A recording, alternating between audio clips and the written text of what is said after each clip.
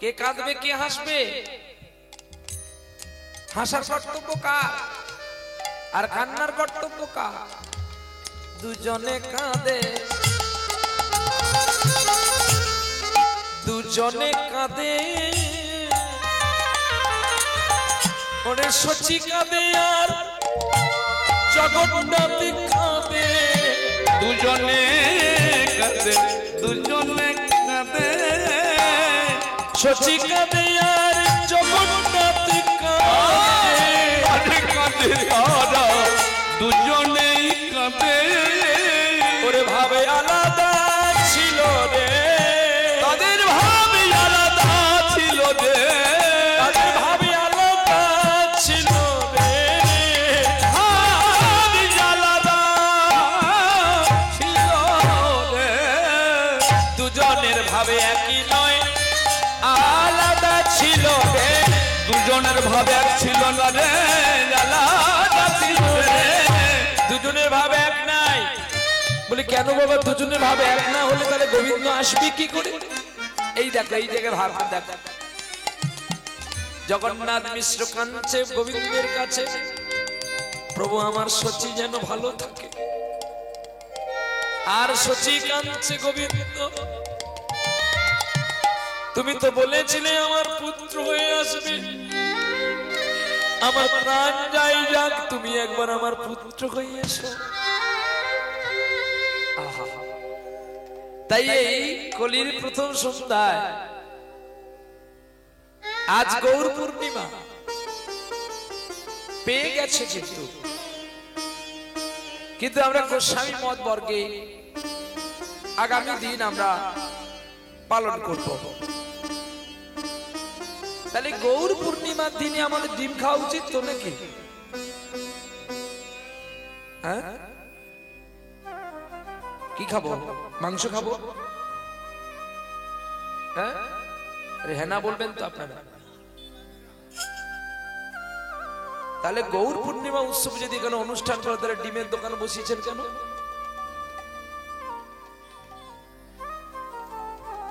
কি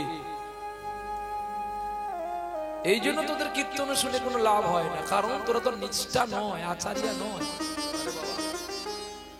এই দেখো এখানে দাঁড়ানো যাচ্ছে না, তো ডিমের গন্ধ আসছে। তাহলে ভগবান কি এত সহজ পাওয়া? এই জন্য যে একটা ছোট্ট কথা আছে না, এই যে আপনাদের দেশে একজন কীর্তনীয়কে ধরে কদিন আগে যে মারধর করেছিল দীনকৃষ্ণ ঠাকুর বাবু, ও যে আমাদের নিন্দাটা করে না, একদম যুক্তিপূর্ণ করে। ও ঠিক কথাগুলো বলে, একটা মিথ্যা কথা বলে। আমরা নিজেরাই তো ঠিক নেই, আমরা লোককে ধর্মকে ঘৃণা করবো কেন? আজ পূর্ণিমা, আজ যদি আমরা ডিম মাংস খাই তাহলে কেন কীর্তন শুনবার, কেন কীর্তনে এনে এত টাকা দিব? আমার কথা প্রাণে লাগতে পারে, আমাকে না ডাকতে পারেন তাদের দুঃখ না, কিন্তু সত্যটা বলার জন্যই আমি কিন্তু আপনাদের কাছে এসেছি। এত কি আমাদের অভাব হয়ে গেছে যে ওটা না করলে আমাদের হাঁড়ি উনুনে বসবে না?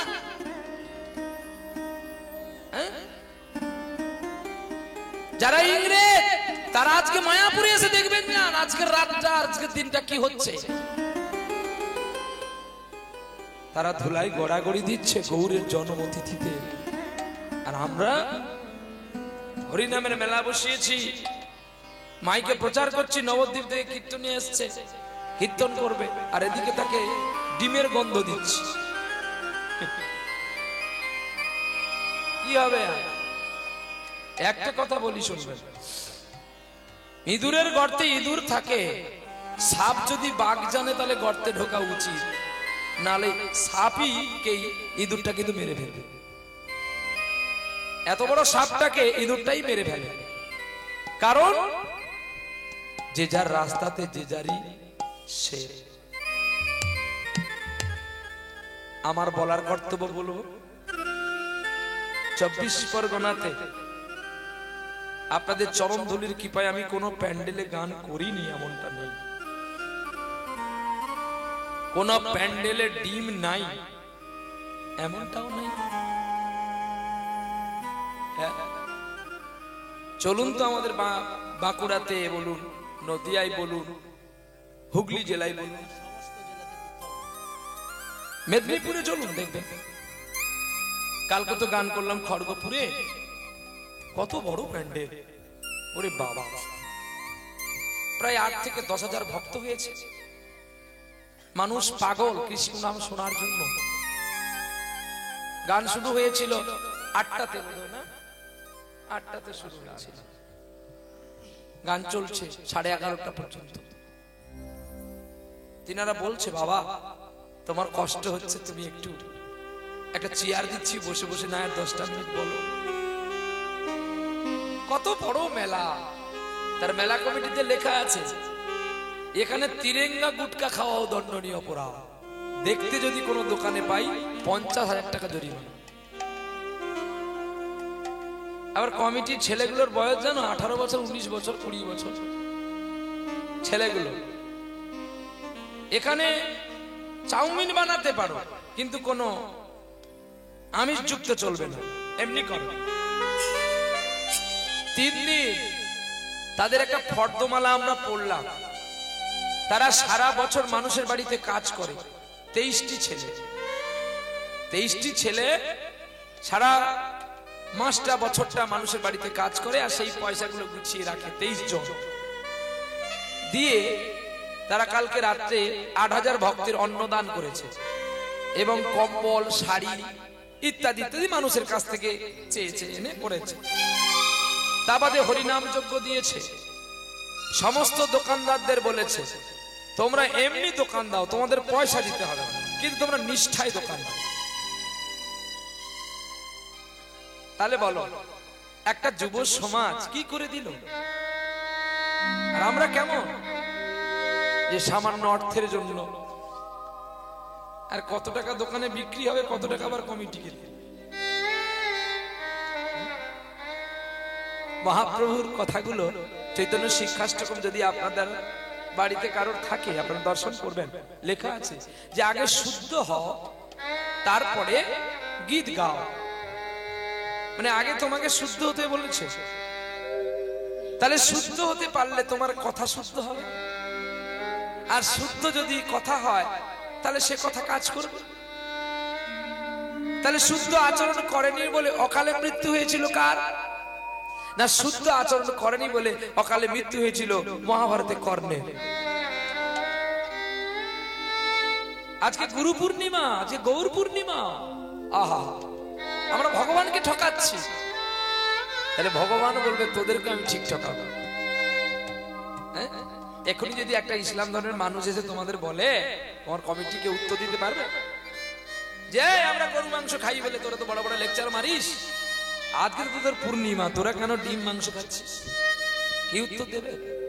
লেখা আছে চৈতন্য চরিতামৃতে, লেখা আছে চৈতন্য উপনিষদে, লেখা আছে চৈতন্য মঙ্গলে, লেখা আছে চৈতন্য ভাগবতে, লেখা আছে শ্রীমদ ভাগবতে, লেখা আছে 18 পুরাণে, লেখা আছে গোরক্ষপুরের বিষ্ণু পুরাণে। কোন পুরাণে লেখা আছে দেখাও তো। কেন এসছো এখানে? না শুনতে হবে না, যাও বস বাবা, বসে বস, চুপ করে বস, এদিকটাতে আয়।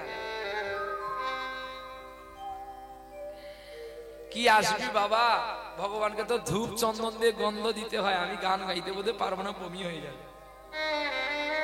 আর নাহলে এদিকটা একটা ট্রিপল ঘিরো, খুব গন্ধ আসছে। আমি সারা গায়ে কিন্তু বডি স্প্রে মেরেই এসেছি, কিন্তু এর বডি স্প্রে আর টিকছে না, ওর অ্যাকশন। কলিযুগে মিথ্যা কথা যে বলবে সে বনমালা পাবে, আর যে সত্যি কথা বলবে সে প্যান্ডেল থেকে বেরোলেই লাঠির বাড়ি খাবে। এটা আমার কথা নয় বাবা, রাগ করবি না, শোনো বাবা। কেন না, সাজকাই তো মারে লাঠা, তুলসীদাস লিখলেন শ্লোকটি, সাজকাই তো মারে লাঠা ঝুঠা জগৎ ভুলায়ো। রিভাব কম। গোরস গলি গলি বিকে সুরা बैठे বিকলো, चोर के छोड़ो साधु के मारो, पति के लगाओ फांसी, धन्य कली जुग तेरी तामाशा, दुख लगे और हंसी। সত্যি কথা বললে তুমি মার খাবে, মিথ্যা কথা বললে তুমি পুরস্কার পাবে। গোরস গলি গলি গরুর দুধ কেউ খাবে না, তেল পুকুরিয়া মদের দোকান থাকলে তার ট্যাক্স লাগবে না। কি হ্যাঁ, একটা মানুষ যদি এখানে দই ব্যবসা করে, যদি 5 কিলো দধি বিক্রি করে সারা দিনে, 5 কিলো দধি 300 টাকা করে যদি কিলো হয়, তাহলে 5 দিনে 1500 টাকা। কিন্তু যদি তেল পুকুরিয়াতে বাঁশ বাগানের ভেতরে একটা মদ দোকান থাকে, 1 ঘন্টায় 1 লাখ টাকা, বিনা অ্যাডভার্টাইজে, বিনা প্রচারে। আর আপনাকে দই দোকান করতে গেলে কত বক্স বাজাতে হবে, কত সাইনবোর্ড ঝুলাতে হবে। কি তাহলে গোরস গালি গালি বিকে, গরুর দুধ তবু গলি গলি বিক্রি করতে হবে, আর মদ বিক্রি করতে হবে না, মদ এক জায়গা থেকে বিক্রি হবে। গোরস গলি গলি बीचे সুরা बैठे बी কলে, চোরকে ছোড়ো সাধুকে মারো। পুলিশেরা চোরকে ছাড়বে, সাধুকে মারবে। পতিকে লাগাও ফাঁসি, নিজের স্ত্রী নিজের স্বামীর সঙ্গে প্রেম করবে না, অপরনার স্বামীর সঙ্গে প্রেম করবে। আপনা প্রতি সে প্রেমে না বিলায়ো, চিত চরায়ো দাসী। ধন্য কলিযুগ তেরি তামাশা, দুঃখ লাগে और হাসি। गोका दो के कुत्ता पुषे, उसका बाछुर रहे भूखा। শালা সামন্দি কে আচ্ছা খিলায়ো, মেরা মা বাপ কে রাখি লিখা। কি গো, ছেলে ভাত দেয়? দেবে কি করে? ও তো মূত্র, ও তো আর পুত্র নয় যে তোকে ভাত দেবে। আমরা সকলে এক একটা ঘরে মূত্র ল্যাট্রিন করেছি বা বাথরুম করেছি। ভগবানের কাছে চাই না আমাকে একটা পুত্র দাও। তাহলে সেই পুত্রকে কাজে লাগাবার দায়িত্ব কার? মার, বাবা। আপনি শুকনো মাটিতে ঠাকুর করতে পারবেন? আপনারা কেউ যদি শুকনো মাটি দেওয়া হয় একটা কোদালে করে, বাবা পারবেন ঠাকুর বানাতে? তাহলে ঠাকুর বানালে কিসে করতে হবে? জল দিতে হবে, জল দিয়ে তাকে আবার ভালো করে মাখাতে হবে, যতক্ষণ না মাটিটা চিট আসছে ততক্ষণ ঠাকুর হলে ভেঙে যাবে। তাহলে কাদা মাটিতে ঠাকুর হয়। তাহলে কাদা মাটিকে যেমন করে বাঁকাবো তেমনি বাঁকাবে নাকি বাবা? বোঝার ভুল হলে বলবেন। তাহলে শুকনো মাটিকে বাঁকালে কি হবে? ভেঙে যাবে। ঠিক তদ্রূপই ছেলে যখন জন্ম হয়েছিল, ওকে ততক্ষণ থেকেই আমাদের বাঁকাতে হতো। আর তাকে বাঁকাতে গেলে আমাদের আগে ভালো করে বাঁকতে হবে। কি, কারণ স্বামী কৃষ্ণ ভক্ত, তার স্ত্রী চিংড়ি মাছ খায়। কারো স্ত্রী কৃষ্ণ ভক্ত, তার স্বামী হয়তো ডিম কাঁকড়া খায়। তাহলে দুটো তো কেউ একজনের পথে আসতে পারলো না। হয় ইনি নামমালা ছেড়ে তার কাছকে যেতে পারলো না, আর তিনিও মাছ চিংড়ি ছেড়ে এনার নামমালা কাছকে আসতে পারলো না। তাহলে দুজন দুদিকে চলে গেছেন। আজ দুজনের দুটি পথ দুটি দিকে গেছে। তাহলে কি করে ছেলে মানুষ হবে? এই জন্য ছেলে আমাদের ভাত দেয় না। এই জন্য চাই মা বাবাকে এক পথের প্রতীক হতে হবে। কি হলো গো? ও মশা লাগছে বলে ধূপ দিচ্ছে। আস্তে আস্তে সবাইকে দেবে।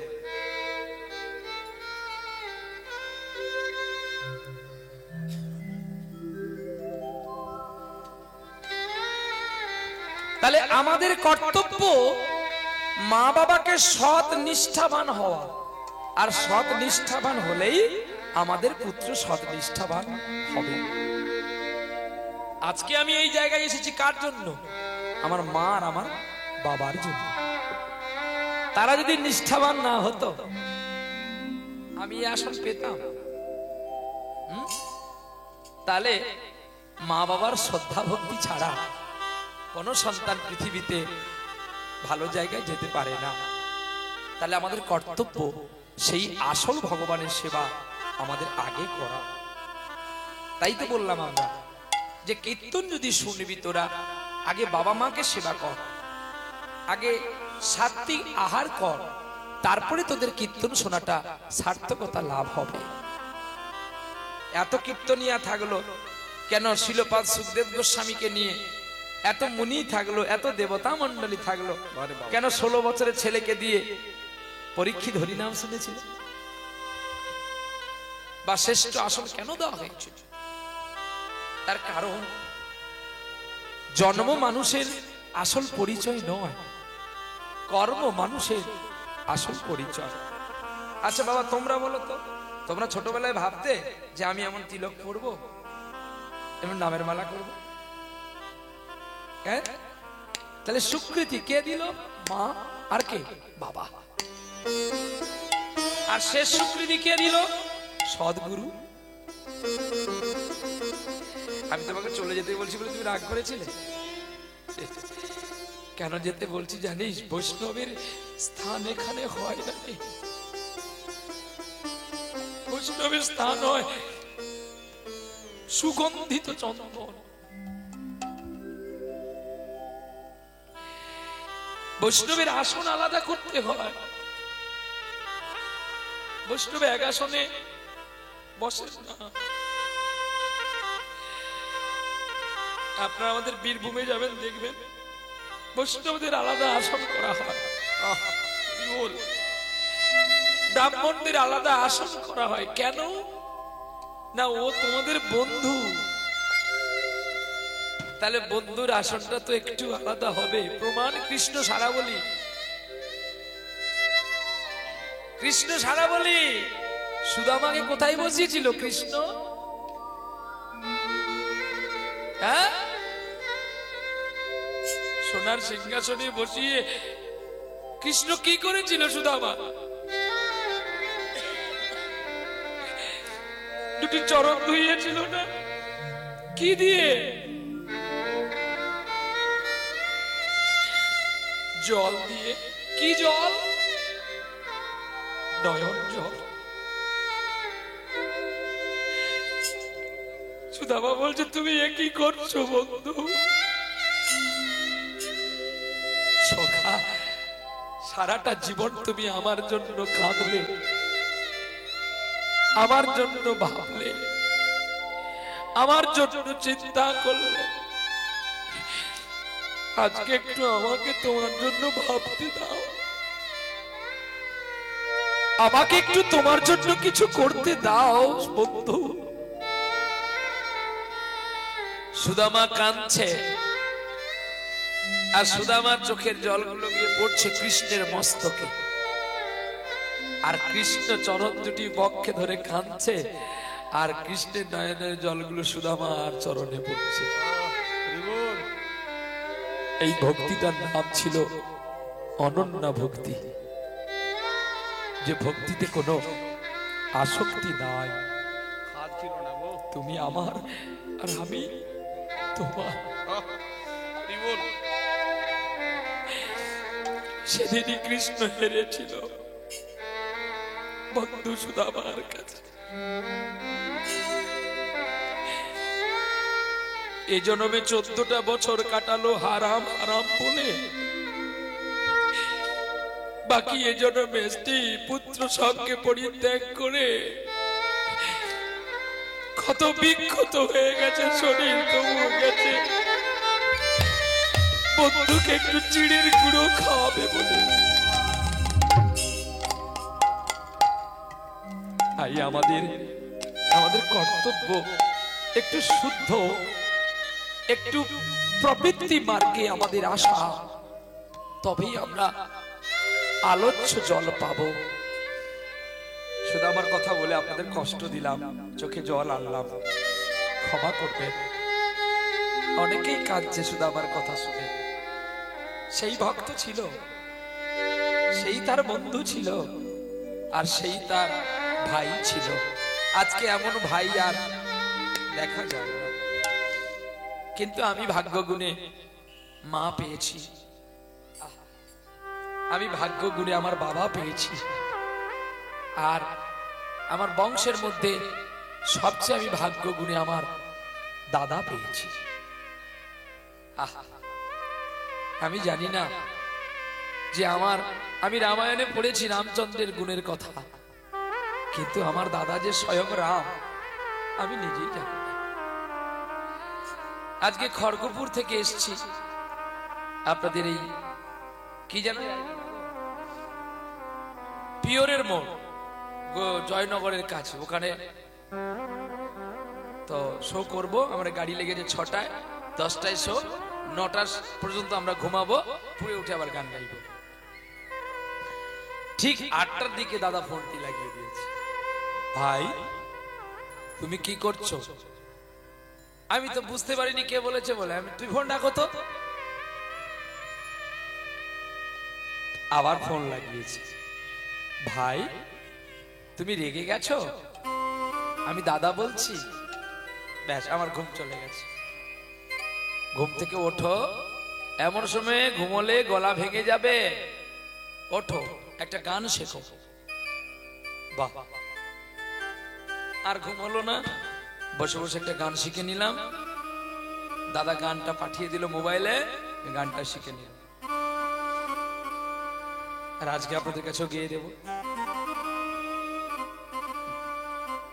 সত্যি দূরে থাকলেও আমি দূরে নেই, আর আমার দাদা যেন আমার কাছে কাছেই বেড়াচ্ছে। গুরুজনের আশীর্বাদের প্রয়োজন হয়। আজকে আপনারা এত আকাঙ্ক্ষিত এই জানোয়ারটাকে দেখার জন্য ছুটেছেন, কিন্তু না, আপনারা ছুটেছেন কৃষ্ণ নাম শুনবেন, আমাকে দেখার জন্য নয়, বা আমার চিত্ত শোনার জন্য নয়। আমার পরে যিনি গাইবেন একদম প্রাচীনতম কীর্তনীয়, আমি অনেক আগে ওনার সঙ্গে দেখা করেছিলাম এই বাঁডরা ষষ্ঠী তলাতে, তখন আমি সবে নতুন, উনি তখন থেকে গান গাইছে। আহা, ধন্য আমার জীবন, আবার এই পরম মানুষটাকে আমি দেখতে পাবো। একে একে তো সব মহারথীগুলো হারিয়ে যাচ্ছে, শুধু পড়ে আছে কর্ণ কুরুক্ষেত্রের রণযুদ্ধের কাছে। তো কর্ণও তো মরবে, কেবলমাত্র জয় হবে অর্জুনের। আপনার ধাতু ধারণ করে ধর্মচিত্ত আসনে মাধুর্য প্রবৃত্তি মার্গে উপবেশন করেছেন ভক্ত। আপনাদের পবিত্র চরণে পুনর্বার প্রণাম। ধন্য, আপনারা ছুটে এসেছেন গো আপনাদের সময় নষ্ট করে। আমারও কর্তব্য আজকে, যেহেতু গৌর পূর্ণিমা, আমরা গৌরীর কথা কিছু একটু বলবো, বলে আমরা একটা লীলায় প্রবেশ করব, তাই তো নাকি? চল। তুমি গুরু, তুমি রাম, তুমি ভগবান,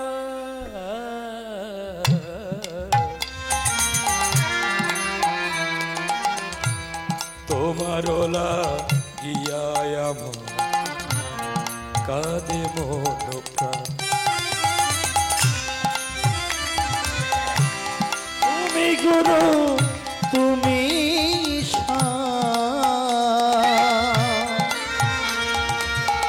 তুমি ভগবান,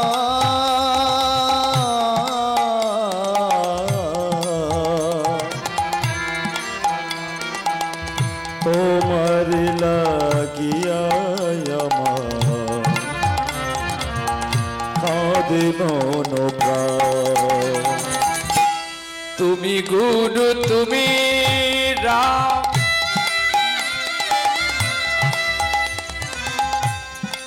তুমি ভগবান,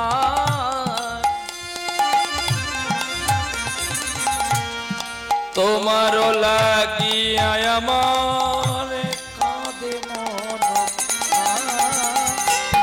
তুমি গুরু, তুমি রাম,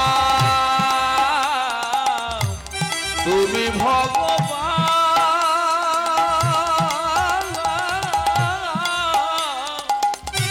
তোমার চরণে আমি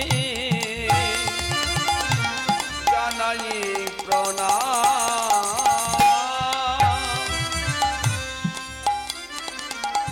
ঘড়িটা একভাবেই ঘুরে, কম বেশি ঘুরে না, তার একভাবে চলে। তুমি গুরু, তুমি রাম, তুমি ভগবান, তোমার লাগিয়া আমার কাঁদে মন প্রাণ।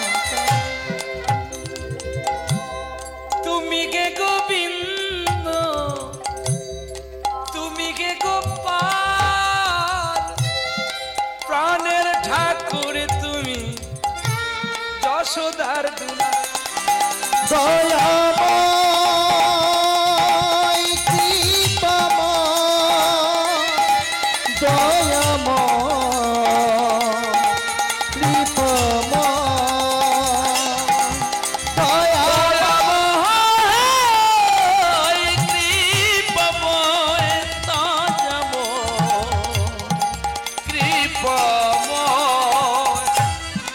তুমি হে গোবিন্দ,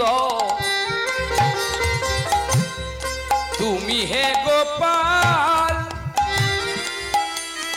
তুমি প্রাণের ঠাকুর, তুমি যশোদা দুলাল, সীতার পতি হও তুমি, রামের রূপ ধরি, শ্যাম রূপে শিরাধিকার মনে করিলে চুরি। ভগবান ভগবান ভগবান ভগবান ভগবান ভগবান ভগবান প্রাণের কানাই তুমি, গোলকের পতি, শ্যাম রূপে শিরাধিকার কেন মনে করিলে ক্ষতি।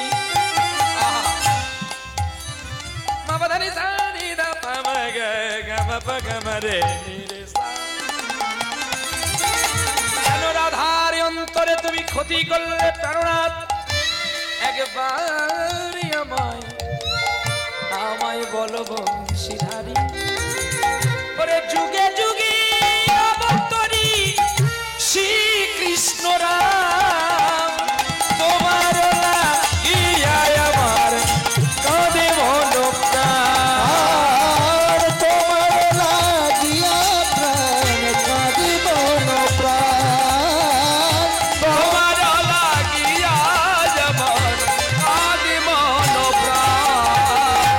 উলুর ধ্বনি শঙ্খ ধ্বনি বারে বারে কয়, উলুর ধ্বনি শঙ্খ ধ্বনি বারে বারে কয়, উলুর ধ্বনি শঙ্খ ধ্বনি বারে বারে কয়, উলুর ধ্বনি সংকীর্তনে বারে বারে কয়, যেন উদিত চন্দ্রয়াত অমাবস্যা হয়, আরে উদিত চন্দ্র যেন অমাবস্যা হয়। কত শোভা লেগেছে, কত সভা লেগেছে, কত শোভা লেগেছে, কত সভা লেগেছে, লোকে ভয়ে বুঝি পড়েছে, কত শোভা লেগেছে, ভয় বুঝি পড়েছে, কত সভা হয়েছে। আছে পূর্ণিমার চাঁদ যেন অমাবস্যা ঢেকে ফেলেছে। হ্যাঁ, আর সকলের লক্ষ্য দেখো এই আকাশের দিকে গো, আকাশের দিকে গো, আকাশের দিকে, সকলের লক্ষ্য দেখো আকাশের দিকে গো, আকাশের দিকে, সকলের লক্ষ্য দেখো আকাশের দিকে গো, আকাশের দিকে। আর যন্ত্রণায় ছটপট করে বৃক্ষ তলার নিচে গো, বৃক্ষ তলার নিচে, আর যন্ত্রণায় ছটপট করে বৃক্ষ তলার নিচে গো, বৃক্ষ তলার নিচে। অচৈতন্য হইল, অচৈতন্য হইল, সচী মাতা অচৈতন্য হইল, সচী মাতা সচী মাতা অচৈতন্য হইল, পুত্র সন্তান দিল রে, পুত্র সন্তান দিল রে, পুত্র সন্তান দিল রে, পুত্র সন্তান দিল রে, আজানুলম্বিত ভুজ পুত্র সন্তান দিল রে, আজানুলম্বিত ভুজ পুত্র সন্তান দিল রে। শঙ্খ বাজে উলু বাজে বাজে করো তালি, শঙ্খ বাজে উলু বাজে বাজে করতালি, আরে বৈষ্ণব গণে হরি ধ্বনি দেয় সর্বমেলি, বৈষ্ণবে হরি ধ্বনি দেয় তোরা করি। কত শোভা লেগেছে, কত সভা লেগেছে, কত শোভা লেগেছে, কত সভা লেগেছে, আমার ব্রজে কৃষ্ণ এসেছে, কত শোভা লেগেছে, আমার ঘরে কৃষ্ণ এসেছে, কত সভা লেগেছে। একদম আসতে আমাদের ভাবা উচিত করে, আমাদের লজ্জা থাকা উচিত করে যে কৃষ্ণ বৃন্দাবন থেকে আমাদের পশ্চিম বাংলায় জন্ম নিল, আমরা তার জন্য কি করলাম, কি ব্রত করলাম। যদি কেউ কাউকে ব্রত করবেন, আস্তে বোম ফাটিয়ে কি মহাপ্রভু জন্মদিন পালন করা যায়? চোখের জল দিয়ে করতে হয়। বোকা ছেলেগুলো শুধু দুম দুম করে আমি আসছি আর বোম ফাটাচ্ছি। চোখের জল দিয়ে ডাকতে হয় তাকে, বাবা তবে তো তাকে পাওয়া যায়। আজকে আমিও যদি ভক্তের চরণ জড়িয়ে ধরে কাঁদি, নিশ্চয়ই কোনো না কোনো ভক্ত আমাকে আবার একদিন তাদের চরণে ঠাঁই দেবে। কিন্তু আমি যদি বলি আমি বড় কীর্তনিয়া, আর কেউ কীর্তনিয়া নয়, তাহলে আমি বড় হব? আচ্ছা, আমি আজকে সারাদিন রান্না করলাম, তাহলে রান্নাটা ভালো হয়েছে কি মন্দ হয়েছে বুঝবে কে? আমি না আর কে বুঝবে? আমি রান্না করেছি মানে আমি বুঝবো, কে বুঝবে বাবা? যে সেবা করবে। বাহ, ঠিক তদ্রূপই আজকে আপনারা সেবা করতে বসেছেন। আমার কাজ রাধা মাধবকে ডাকতে ডাকতে যেন আপনাদের সেবার ত্রুটিটা না হয়, যেন সেবা অপরাধ না হয়।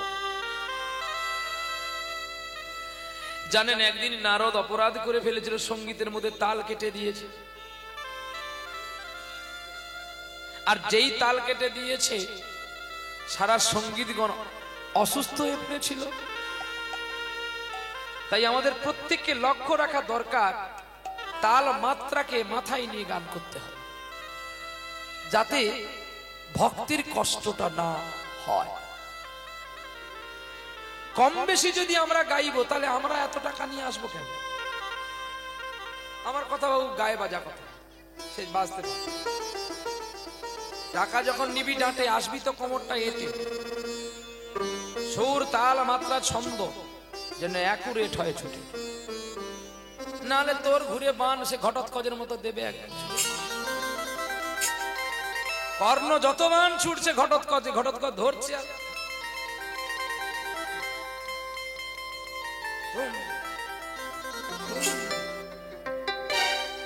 যার সৈন্যকে মারা শুরু করেছে, তখনই মামা শকুনি বলছে, এইবারে তুমি ওই ব্রহ্মবাণটা প্রয়োগ করো।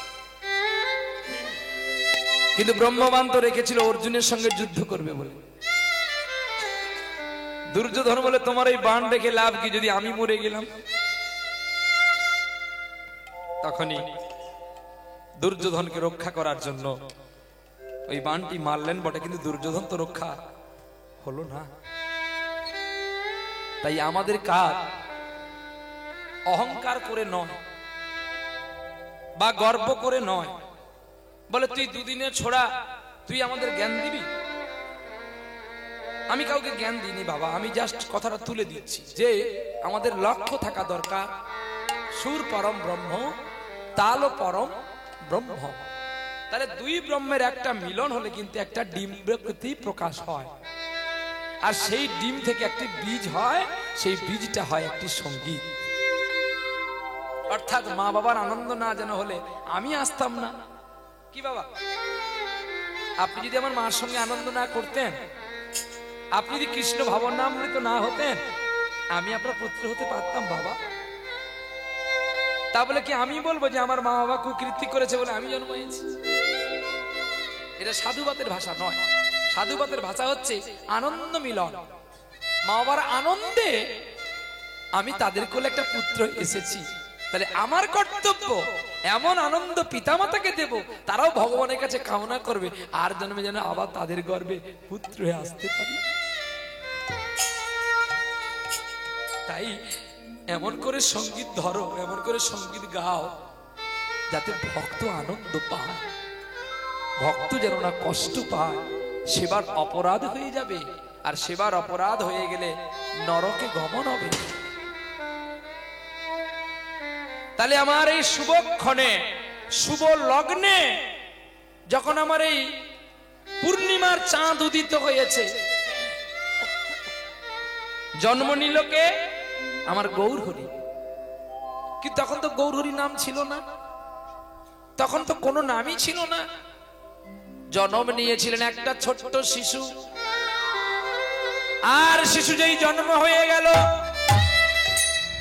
সারা বিশ্বে যেন ভূমিকম্প হয়ে গেল। আর যেই সারা বিশ্বে ভূমিকম্প হয়ে গেল, সকলে ভয়ে শাঁখ বাজালো, উলু দিল, সারা নবদ্বীপে উলুধ্বনি শঙ্করধ্বনি ভরে উঠলো। হ্যাঁ, আর কিছুক্ষণ পরে ছুটে আসলো আবাল বনিকা, এসে নাড়িটা বেঁধে নাড়িটা কাটলো, আর নাম দিল নিম্ব বৃক্ষের তলায় জন্ম বলে নিমাই। কিন্তু ওই সময় নিমাই চাঁদ খুব কেঁদেছিল। কিন্তু কেন? মায়ের দুগ্ধ খাবে বলে। সচিমা যখন দুগ্ধ দিল, নিমাই খেলো না। আর অদ্বৈতকে দেখে চোখে চোখে নিমাইয়ের ইশারা হয়ে গেল, ভূমিতে লিখে দিল নাম। সেই নাম অদ্বৈত প্রকাশ করলো সচির কর্মে। তুমি ব্রাহ্মণীকে বিবাহ করেছো বাবা ঠিকই, কিন্তু ব্রাহ্মণীতে উপনয়ন হয়নি,